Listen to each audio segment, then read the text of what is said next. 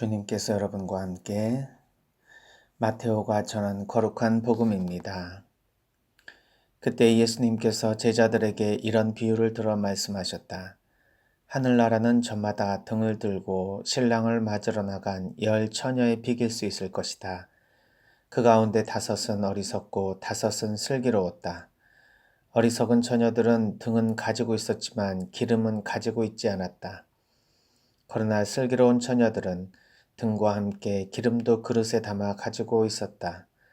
신랑이 늦어지자 처녀들은 모두 졸다가 잠이 들었다. 그런데 한밤중에 외치는 소리가 났다.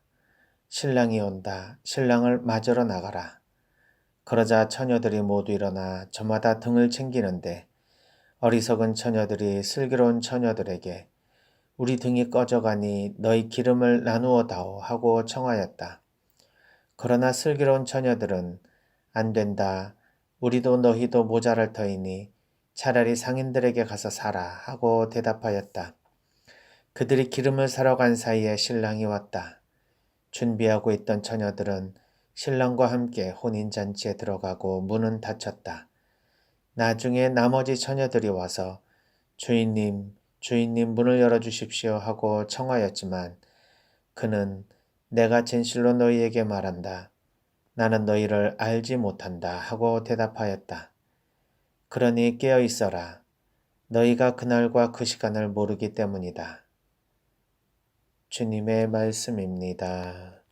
그리스도님 찬미합니다. 전 예수님, 오늘 예수님께서는 세상의 마지막 종말에 우리가 어떤 마음으로 하나님 나라를 준비하고 하나님 나라에 들어갈 수 있는지를 알려주십니다. 때가 찼으니 너희는 깨어 있어라. 그리고 그날과 그 시간을 우리는 모르니 항상 준비하라는 말씀을 주십니다.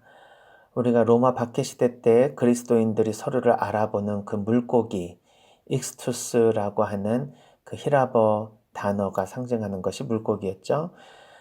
그래서 그 물고기를 서로 그리면서 서로 그리스도교 신자들을 알아보았다.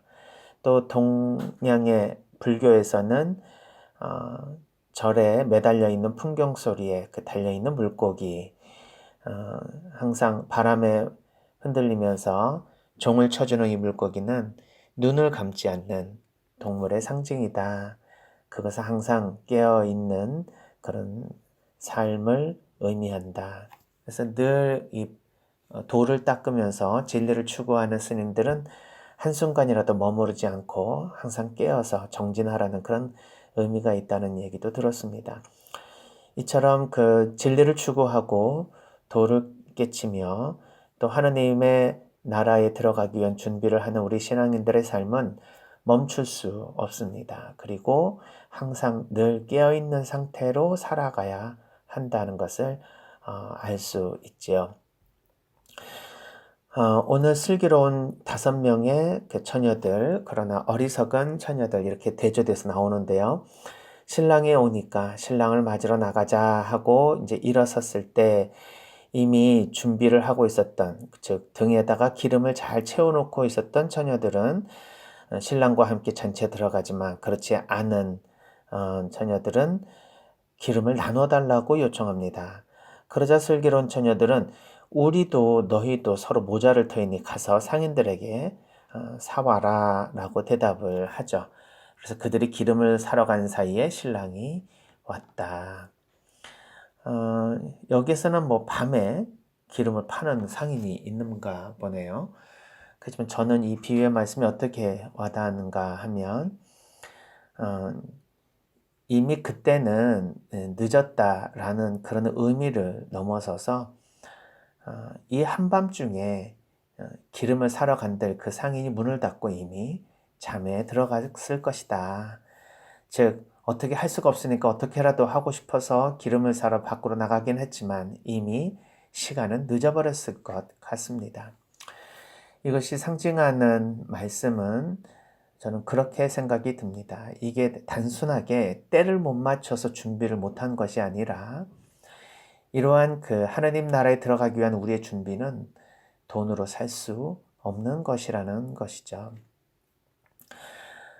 우리가 돈을 주고 그리고 치료는 받을 수가 있지만 건강은 돈을 주고 살 수 없다는 말이 있습니다. 집은 돈 주고 살 수 있지만 가정은 돈을 주고 살 수가 없다. 우리가 사람은 돈을 주고 부릴 수는 있지만 그 사람의 마음을 돈 주고 살 수는 없다. 하느님의 나라는 돈을 주고 살 수 있는 것이 아닐 것입니다. 따라서 이것은 우리가 매일의 삶 속에서 하느님 나라를 들어가기 위한 조건, 즉 사랑의 삶을 어떻게 실천하고 사느냐에 의해서 결정되는 것인데 이 사랑의 실천을 과연 우리가 돈으로 주고 살 수 있는가 하는 것입니다.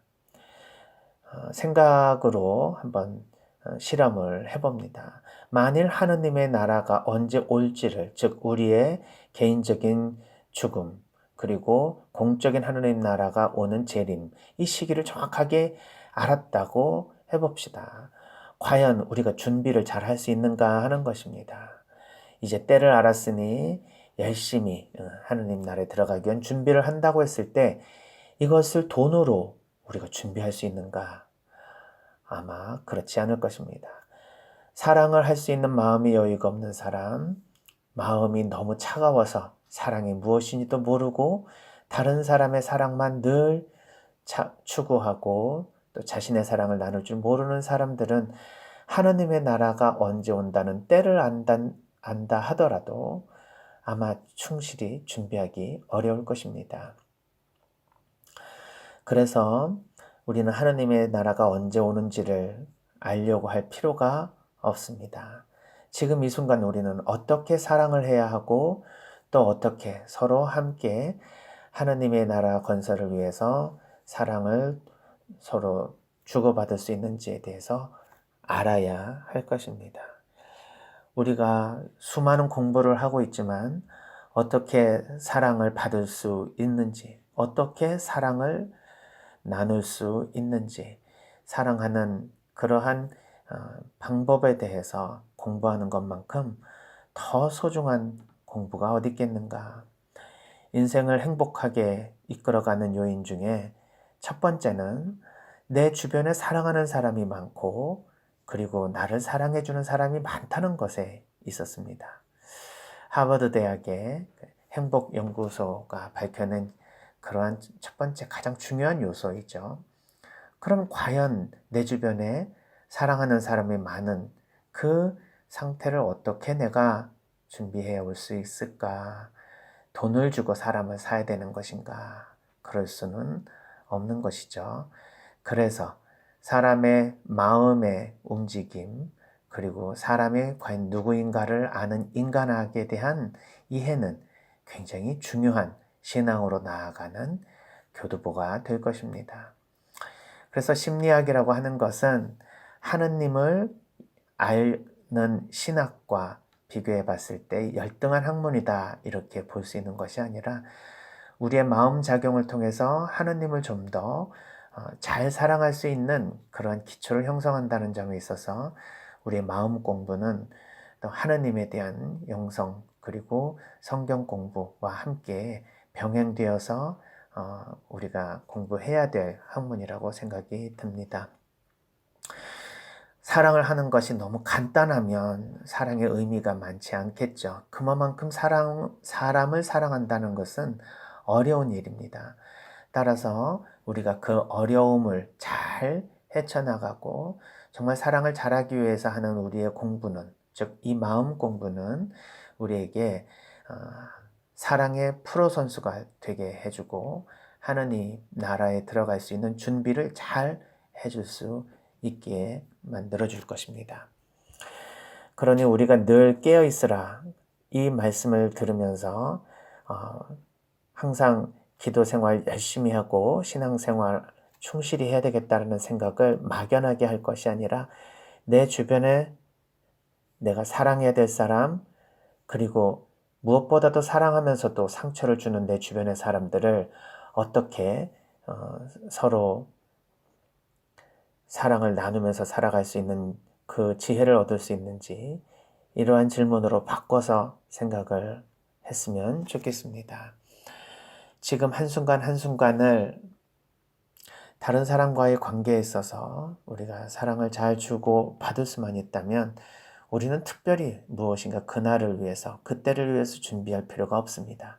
이미 우리의 삶 자체가 늘 준비된 상태에 있기 때문일 것입니다.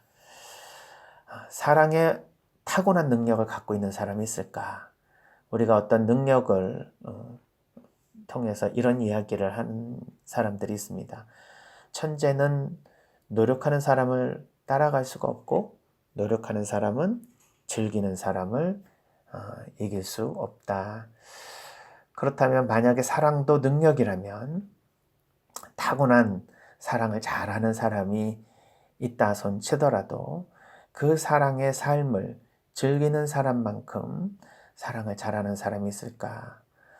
그렇다면 우리는 매일의 삶 속에서 다른 사람들과의 관계에서 그 사람의 마음을 즐겁게 해주고 기쁘게 해주고 그리고 그 사람이 이 어려운 세상에서 살아가는 데 있어서 용기와 힘을 넣어주는 한마디 따뜻한 말로부터 시작되는 사랑.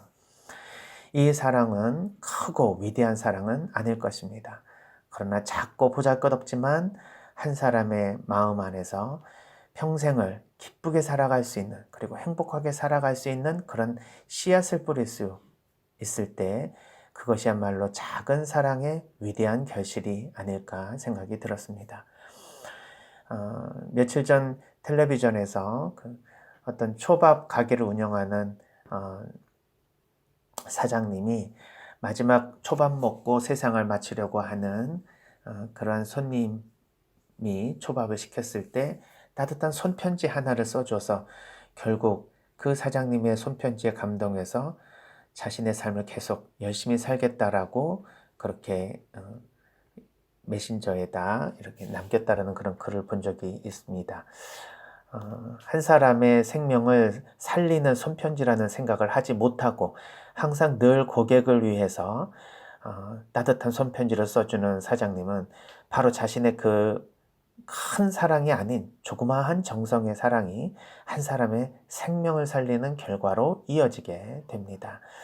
이처럼 우리는 다른 사람에게 정말 보잘것없는 조그마한 배려이지만 그 사람에게 있어서는 생명을 살릴 수 있는 큰 사랑으로 결실을 맺게 되는 그러한 것을 생각해 보면 우리가 정말 사랑이라고 하는 것을 어떻게 생각하고 있으며 얼마나 어렵게 생각하고 있는지를 잘 알 수 있을 것입니다.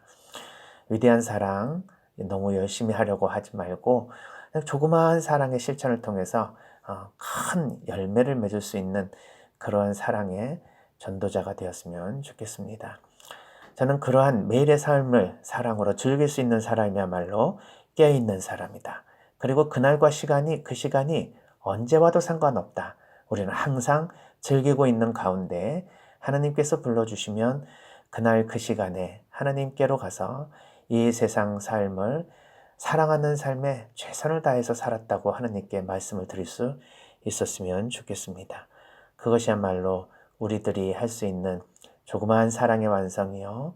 또 누구나 할 수 있는 사랑의 삶이고 하나님 나라를 들어갈 수 있는 가장 기초적이며 손쉬운 방법이 아닐까 생각이 들었습니다.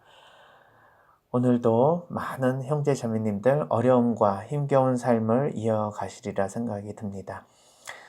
그럴 때마다 나도 힘든데 누구에게 사랑을 베풀어 줄 것인가 이런 생각보다는 내가 힘드니 다른 사람과 함께 이것을 나누면 훨씬 더 가벼워진다는 생각에서 다른 사람을 위해서 조그마한 배려와 격려 그리고 위로와 희망의 이런 메시지를 전달해 주면서 오늘 하루만큼이라도 서로에게 의미 있는 그런 사랑의 하루가 되었으면 좋겠습니다.